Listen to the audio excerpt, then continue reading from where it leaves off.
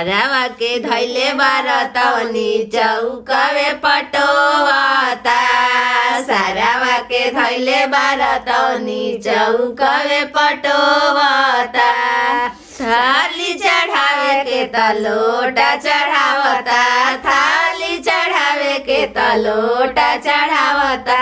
लाग गइल कलशा में धाका ठेहुन धके रोवता।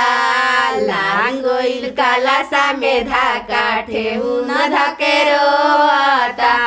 सारावा के धैले बारतवनी चौकवे पटोवता।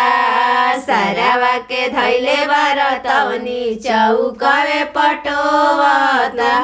पनावा चढ़ावे के त सैली चढ़ावता। पनावा चढ़ावे के त सैल चढ़ावता।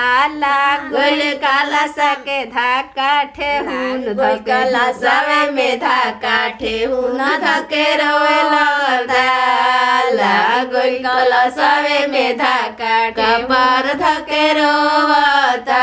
सारावा के धैले बारतवनी चौकवे पटोवता।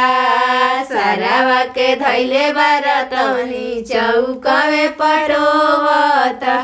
कुलार चढ़ावे के त फिरिजावा चढ़ावता। कुलार चढ़ावे के त फिरिजावा चढ़ावता। लाग गइल कलशा में धाका ठेहुन धके रोवता। लाग गइल कलशा में धाका ठेहुन धके रोवता। छिपावा चढ़ावे के त लोटावा चढ़ावता।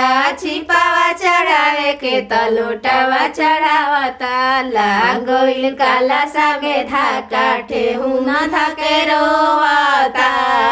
लाग गइल कलशा में धाका ठेहुन धके रोवता। सारावा के धैले बारतवनी चौकवे पर नाचता।